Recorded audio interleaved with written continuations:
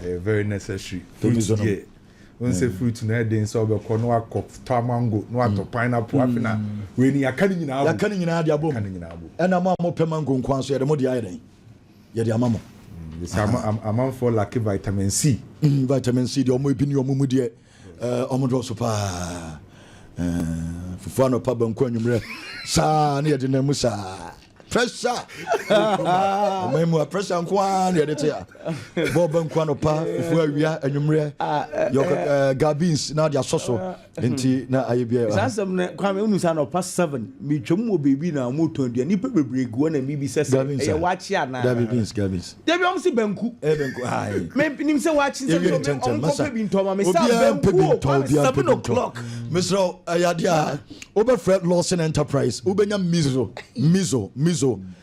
food drinks and mango drink for 0535765975 mama ton drinks na mama yemu programs na sabibu ase na ni pano no man ni age 0535765975 ubenya bemo na wajibi Accra de 0592352455 Kwame would heavy food kra no outimi edway and one is all the be across here unya miss fruits na now odia na bibia be meduane ni timi digest come and say kroma kra de nkofo mpese aduane kra be digest you say woman masa anibre ukroma Kwame masa me kan na mosre obi ase mo kan o say anopa we di banku o ko so we di dok na dok so dani ebu ye fancy na ye ni enkomo kakra Kwame once nkofo na damachi no ma hu se nkofo ebisa se de omo aye no eye say obi kura be ba be du ba bi omo du no eye asem foforo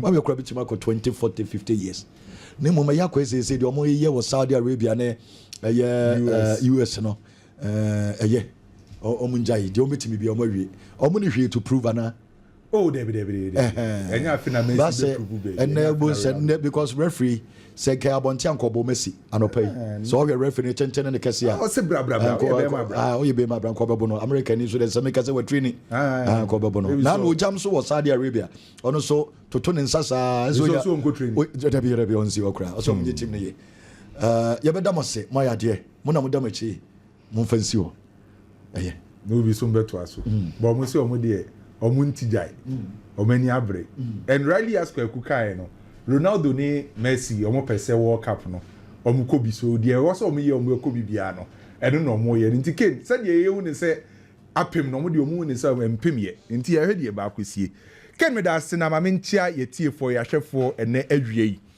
on se season ni bebe awie na transfers ni mu ye hyesen a ye betena ha sen a enya analysis bibre transfer updates and ye deba.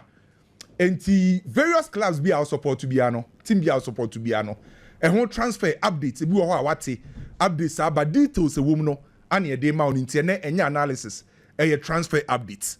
Ken Nancy na mebeka asem bi fa Real Madrid ho. Me wie ye no na Madrid supporters be brain na intimacy. Mebeka say ewiase football say otaye successful a utira nye ya baby a utosini no on pesa obe correct and also obe strengthen weakness because when him say why you successful anti bibia you okay team ni you okay last season na Real Madrid new ma course ye de more omo dominating Europe omo dominating Spain no na Madrid team na the best too but finding a way to win majority of major titles omo compete here no and Madrid for and hese on best strengthen omo weakness na baby enko ye no and this season na ye hu say team no mu paying a lot of players I bet my boy man next season be compete and obi a watch Real Madrid this season be anim say baby ba kwa Real Madrid to sinipa no e your defense Madrid about 60 games I conceded 76 goals very bad on the part of Real Madrid akrakitu akwa Real Madrid claim say defensively o me very poor injuries are home now Real Madrid 4% almost strengthen on defense I say Dinhausen or Madrid the next 24 hours, a brand back in the medicals with Real Madrid. The next 24 hours, Dinhausen, in the medicals with Real Madrid. Jabi Alonso the pushy say, Ferentino Perez and Tabranti win for mano because obey here a ball playing centre back. A centre back a ball nukrana. Say o pressing in pokrana on koye mistake. Na Jabi Alonso when say Dinhausen no, Yes, our ball playing centre back, or yes, centre back, or yes, press resistant. And they say the next 24 hours, you know, Real Madrid 4, a Cranaba Koyan Medicals, Eddie Real Madrid. Na Kino him say, almost see a movie in house in Omu you. Centre back on almost say, William Saliba will be him. So after Dinhausen, Real Madrid 4 say a year over the centre back area, almost say be strengthen Abram Beko Arsenal. Abranti friend say William Saliba, Omo Kofano. Ye bra me busumim no. Ana team a friend say Arsenal. Eka che Real Madrid 4 say William Saliba no mo nton no emfa ma Real Madrid bobuku no. No mo Arsenal ni mpokra no William Saliba no. Eye key figure e de mo or come key players no kan ho bi. Na Brantia ni mpokra no contract be 2027 no. Omo Arsenal 4% say renew the contract ni bi. Na the £180,000 a week omo die no. Omo person omo de ko £250,000 a week. Enti omo nton no emfa ma Real Madrid bobuku no. Real Madrid for whom say after Dinhausen is still now on be say here another centre back no. And yes Jabi Alonso asa akatre Florentino Perez and Real Madrid impenyi for say e kwan bia so e wo so mutiminya William Saliba esa de ne beka Dinhausen e de ne ho. Na yes Real Madrid for ne ND Sports Management akasa. Madrid for ne ND Sports Management akasa. Omo na represent William Saliba. Ama William Saliba so akatra omo say ono the only problem say Real Madrid betimi ne Arsenal for awie dia ono William Saliba no or you ready so betimi be join Real Madrid bobuko no enti say Jabi Alonso say push for another centre back Jabi Alonso akache Florentino Perez say ope William Saliba so the centre back area for Real Madrid 4% mo sign 2 Dinhausen William Saliba say o me wie Dinhausen aka William Saliba say sa 2 players ni nyina ba Jesus Vallejo and David Alaba out. Madrid ewie Dinhausen. Omu wie William Saliba. Vallejo and Brante friend said David Alaba. Ombe free Real Madrid bobuko nim. So as it stands now, the centre back area for Real Madrid, William Saliba so Madrid asha see amosa push bi. No omu wie a Brante friend say Alvaro Carreras. Real Madrid for so epe no. Akra no ye Real Madrid for Akra. Anom de ne koma Manchester United. Ana Manchester United for ton no e de koma Benfica. Omo ton no 6 million euros e ma Benfica. Ana Manchester United de share contract nim say omo buyback clause e bi wom. Na Manchester United dey say pa Brantie na umbetua 18 million euros. Aba ba fa Brantie no. Na Manchester United e wo till 31st of December this year. Say Manchester United already e wo Patrick Dogu. Our the left back area, so a likely some Manchester United then confer Brantiwi. Our the left back position. Jabi Alonso akase or say pa Brantiwi. Esad Nababa share the left back area. So Real Madrid for any break. And when a Benfica for catcher Real Madrid for say Omoda go. Akrano release clause of 50 million euros. Sema ye ready dia mumbe TSS kano. And ken minu nim say team ba kwa onfa ni sika se mundi agro ye Benfica. Obeton player ne di amount. By ni sika die obeje na die. Joao Felix, Enzo Fernandez, Darwin Nunez, you can name them. And to make catch Real Madrid for say, Omumbe to 50 million euros, and befa Brantie no. Sa Brantie is also ebe PM or Real Madrid da. Between Frank Garcia and a fellow Mandy, Barco so beko. But me no ka say Tio Hernandez. A ofane ho dia ma Real Madrid for say. So me nya left back bia no Tio Hernandez no. Opeso be sia kind ma Real Madrid bobuku no. So say Real Madrid for a business. Omafa Arnold right back. Omo fa centre back Dinhausen, Saliba, left back. Omo say another midfielder. So I likely say Real Madrid for transfer we no oman sign krano minimum of 5 players. Real Madrid for befa. Keno nim say pressure was na for. Pressure be a was na so no nya pressure ketwa. Ye nyina nim say Victor Yokares. Arsenal ni team anke say ankomo de o mawie kra. Na ye sorry ya. Liverpool for so abe radio nim serious one. I mean, no, can say, and yet, as Nam Kwan Ekofa Victor Yokares. Yes, see, ne Liverpool for Beredu, no. Na pressure Liverpool for them, my Branton agent, no, and your pressure kitwa. This season, all cast strikers are Tim Sako Mopa or Kahubi, Victor Yokares, no, 52 goals and wash the entire season, and you're bad for this player, see, I can Portugal. Already, as Liverpool for Gidio more Darwin Nunez, above from.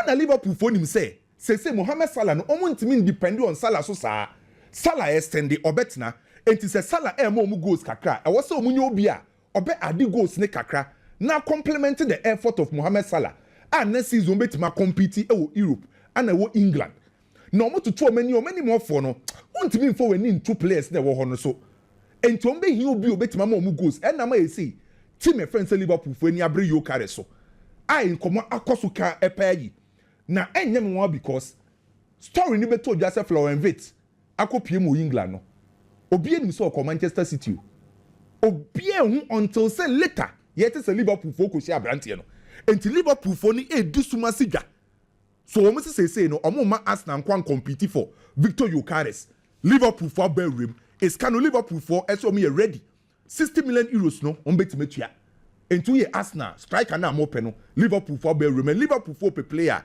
embeye dene Hansi Flick akache Barcelona for mamindi kan bo Barca so na omo ji omo league on ba ko win game no enti me nye ho analysis congratulations Barcelona Hansi Flick akache Deco ni Barcelona mpeni for still na no here center back na center back openo ope Jonathan Tah ana Barcelona mpeni for say Jonathan Tah dey enim so ne Bayern for awie because Jonathan Tah agreed 12 million euros a year with Bayern ne signing on fee Bayern de be man because oko free 50 million euros o ma agree adenti na chenchi na wo peno na Jonathan Tah dey on Barcelona wie you the reason why I went to me Barcelona nyina na say Barca ntimi guarantee no say oba o metima register no na eno na enawie ya Barca for afre Jonathan Tah ene ni agent oni ni agent the super Pini Zahavi Barca for afre Pini Zahavi enawie ya say on kancha branch en so nsesa na adwen na oba o metima register no o ma catch na wie ya say abrante na wa agree with Bayern no on nsesa na adwen na according to people omo close to Jonathan Tah yesi na kumem no opese obo Barca no and opese obo under Hansi Flick na Pini Zahavi no one Laporta ye one when the Lewandowski ba Barcelona e Pini Zahavi when and the Hansi Flick ba Barcelona e Pini Zahavi Marcus Rashford e Barcelona aba no oko Pini Zahavi was one Barca for nkasa enti Pini Zahavi Barca for aka kyen say akra no on kanche no nsesa na adwen no free Bayern no mbra Barcelona because Hansi Flick si obehia enti ye yes adio no na we dem amembo ne tel deal na ekoso na agro say ya yampo na minim say ye rumor Rafael Leao ni Arsenal eya yampa because Arsenal per left winger Nico Williams Antoine Semenyo Leroy Sani na ye say Rafael Leao de no Andre Beta and e push for the deal Andre Beta e close relationship with Portugal players no and to push for Rafael Leao by problem our one here say Accra no release clause of 175 million euros and the only obstacle by Andre Beta e push for Rafael Leao and Arsenal to Bukayo Saka Rafael Leao nanka Gyökeres bi gina mfimfio nanka sepatebet na Declan Rice ni Zubimendi as the move de enti ken transfers ne de asase e boboba se wuguru asisu ni PSG enkomo na asase dendende latest no ye de beba Victor Boniface ni Newcastle de na beto odwa no onim se nanka ofo nim say Victor Boniface e ba Newcastle de a ene Isaac ko by say Isaac betna because of Callum Wilson enti na Newcastle for akofa Victor Boniface enti afi we transfer in kin hiti apa mu ayede this is India papa bi muso ko club world cup na nko ya o mesi aba transfer market no adwuma ebeko so Edilson bremo kakre mera second maminchia awoshi ewo dunka no fin awoshi na yembo nkomo Clifford Cheba for so enjoy show no ewo US Clifford Miami Clifford into show no live enjoy bagana oba beto na dwuma so Clifford Che obija edwuma no onja beto na dwuma so oba so far na oba edwuma ayeso obi security man or US Clifford Ken me that see niema na ekoso sisi ya no Ken etwamfoni eletress afi Madrid transfer so mo beye no esa clubs near smart. If you want Madrid players, who disika kesi kwa Madrid will sell. Because I am beginning to feel say Madrid ever top players but they'll be very meticulous on the kind of deals they are doing. Say normally so be top player over 100 million euros. Now say a release clause. Sometimes they go and negotiate say paying 100 million euros over 100 million euros a day. And it's easy. So agree for us to spread the figure. Enzo Fernandez from Benfica to Chelsea. Yeah, amortizing figure no. But again, so we could have release clause of 50 million pounds. Na Madrid, it's me negotiate. It's a 50 million pounds. Yen to me journey in our cash down. Yen chamu miensa. Na yen chia. Na just say either some Madrid seek some your problem and also say they just want to be very, very particular about the kind of deals they do. Omu person me chase ka kese o market anymore. Because he can't call bomb of one and your bomb of one kwansi go. Juventus budget 10%. Malaha budget is sick any movie. It is a bomb of Betiasa. Bomb would have to call Juventus and Malaha. Non country said this is what we have done because can movie. Madrid are not paying cash down. Almost spread this economy. 50 million pounds is Sikabe with all due respect to Madrid. 50 million pounds. Sikabe. Coupled with the fact to say Liverpool sits here 875,000 pounds a pay. Na for Trent Alexander-Arnold Kobo workout. Madrid so onika pre-wichia. Either same for no pepe no more ye. And now said deliberately.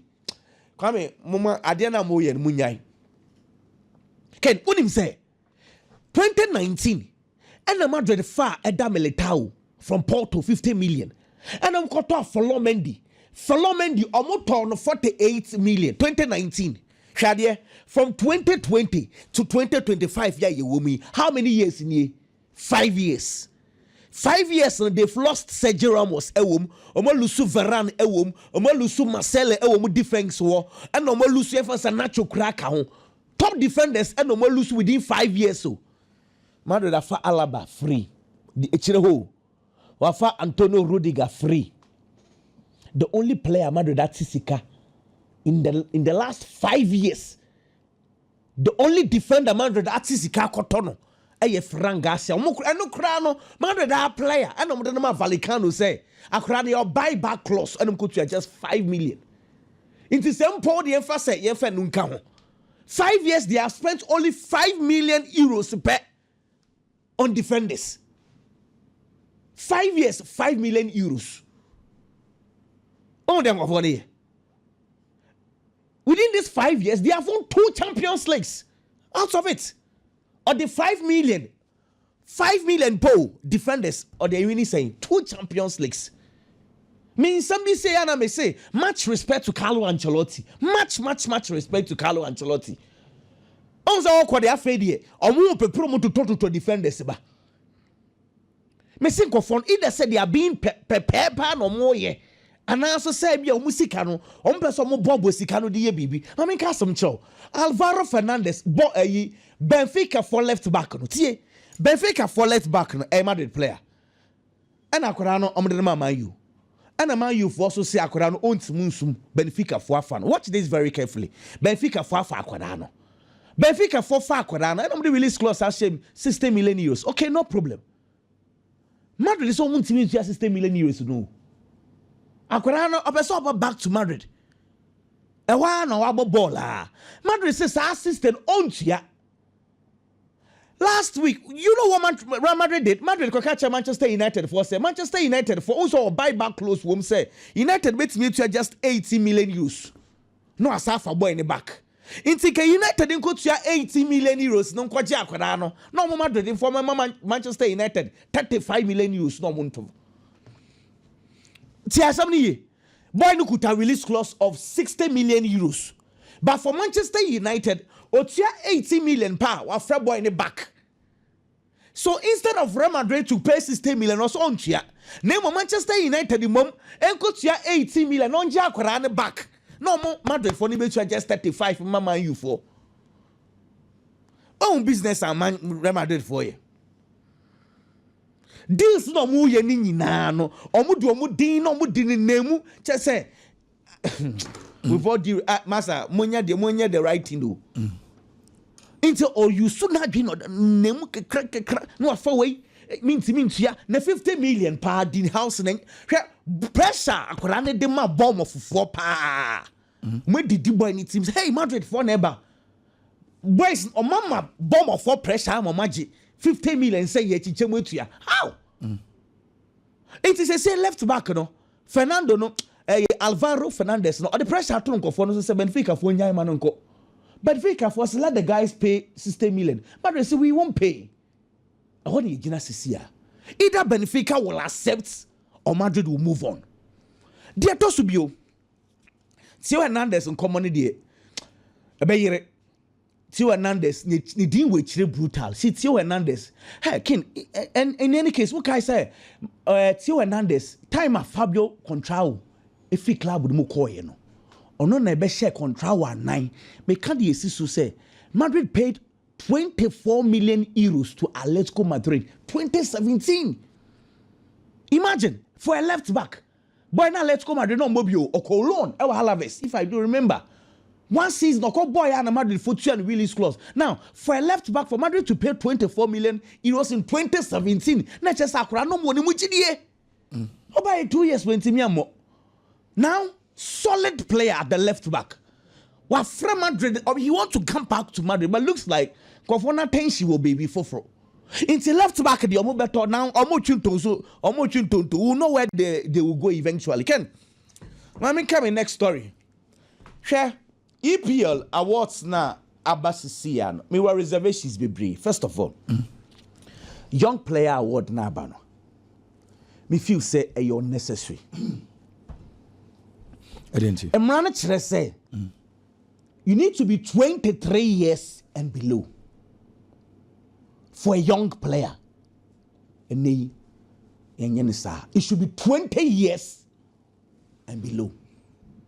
23 when you 23 and then current football day 23 when you can imagine say young best player give me the list William Saliba not Oshim Saliba they know 24 but Nancy already 24 into the so you can imagine say yeah young best players for premiership for the more Saliba wom and uncle for say master Kopama what is that Kopama level ni only a Langamo Kin Kopama last year on a young best player who defended title and no defense if you Foden defended that if you Foden just was you know now Kopama no me say I'll keep on defending this guy see me person bisa say premiership na year born kini Chelsea players ni nyina they was go kese Kopama afia yes wasano was 15 goals the odinechi e Nicholas Jackson yeah okay if I go to Tonchen yenya assist Chelsea team ni nyina o premiership no mo the way assist kese pa ye Kopama 8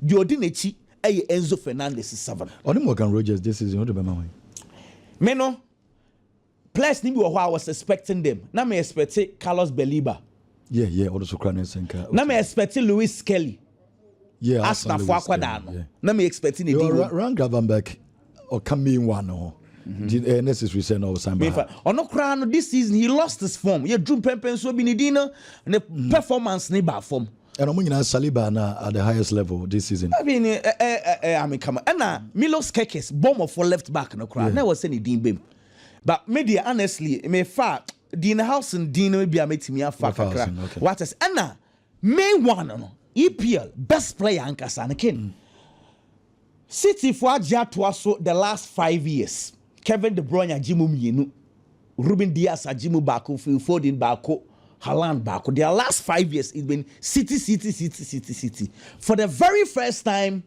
omunim and that's quite obvious because they've had bad season almost I do say yes. Now, it's strange that I know Chelsea have been bad, but Moises Caicedo deserve a mention. What's he saying? I don't know. No. Take. Bruno Fernandes I don't know. Bruno Fernandes in terms of numbers. But the team no baby at the end of the no.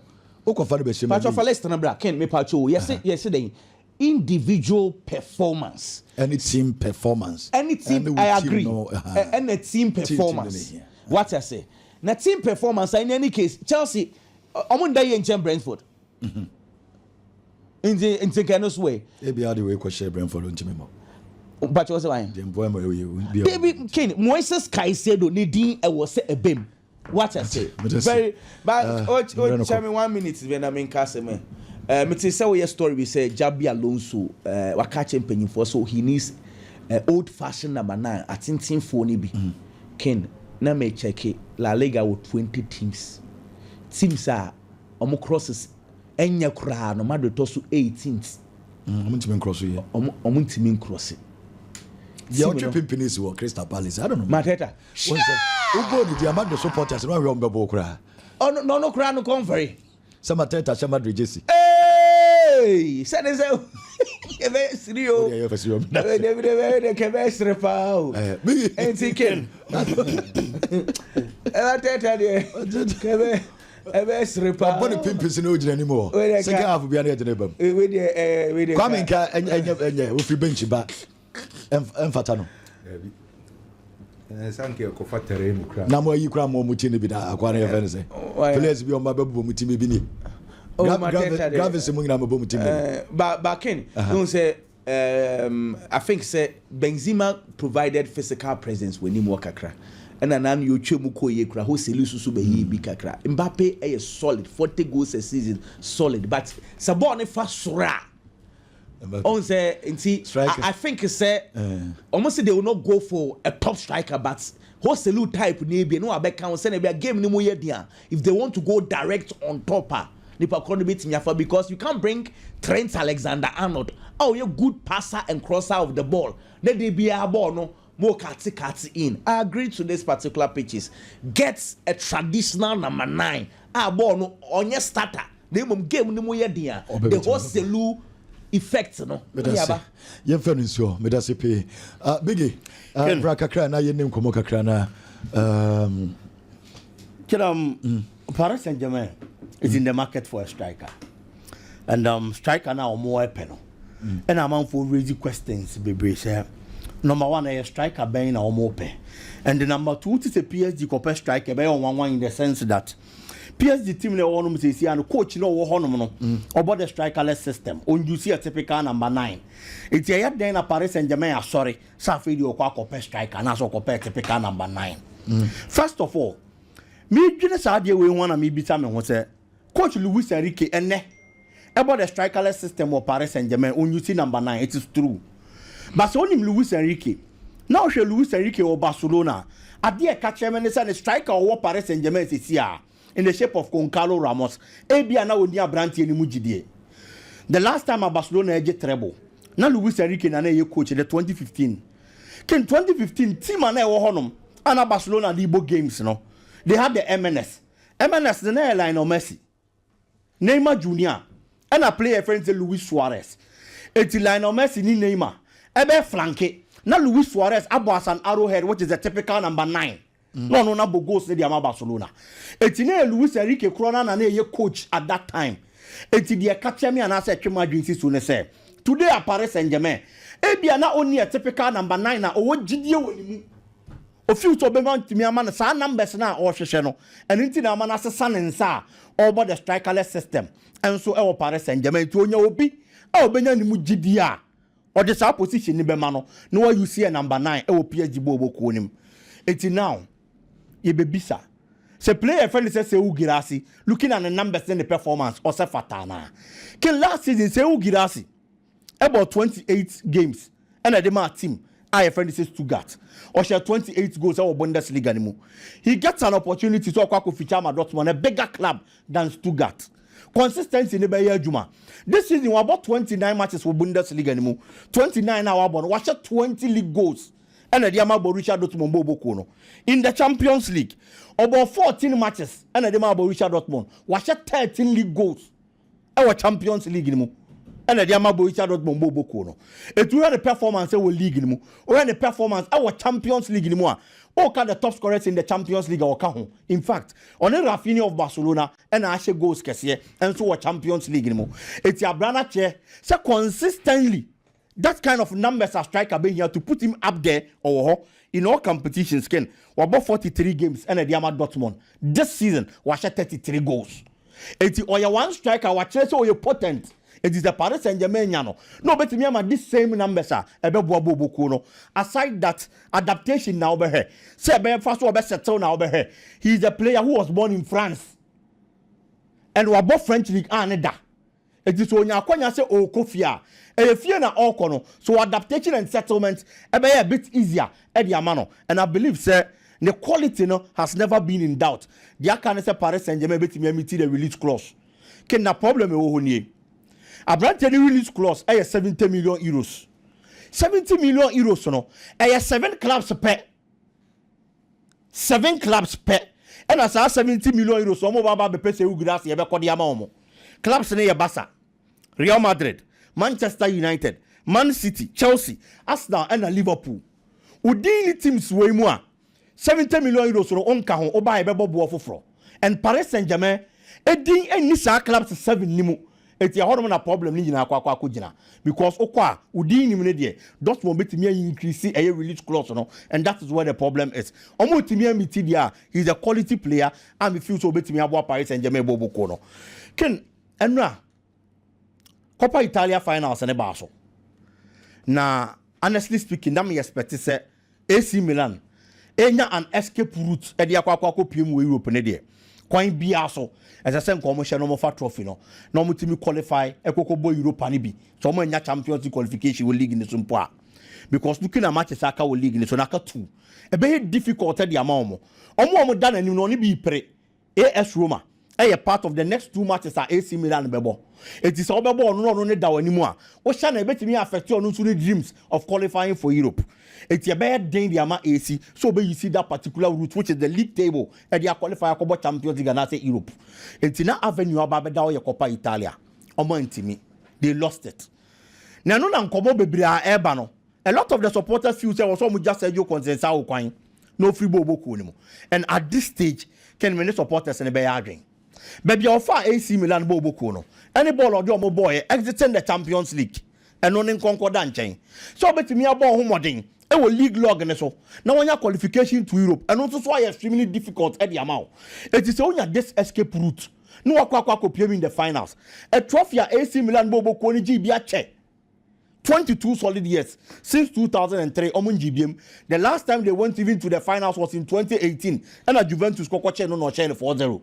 It is a one ya sa kwanya we no akwa the assessor we yanete obetimi age. Now akwa AC Milan ken oya stories no kai. Say Tijani Rangers a shasi a crazy player friend say Kevin De Bruyne. Clearly when your Manchester City no beko. A lot of these players Champions League qualification any European football no a bit ultimately keep you key players. Number 1. Now so they attract other quality. Everybody key players now. Say AC Milan and Timian qualify for Europa. Key players and baba beko. Rafael Leao dia so nam. Arsenal ni abre ni abrante ni din komo. Awu nyono mbefa no. These are 2 key men. Omukita AC Milan bobo no. Omone kono. The problem now is that one qualify for Europe no. There na wujina so now they attract other big players. So omomra with team nim na meboa na niam nko nkan ma na qualify for Europa and as a Champions League. Enti papa na cost AC Milan bobo no. At this stage omo gya ne kwan na omo pam no a.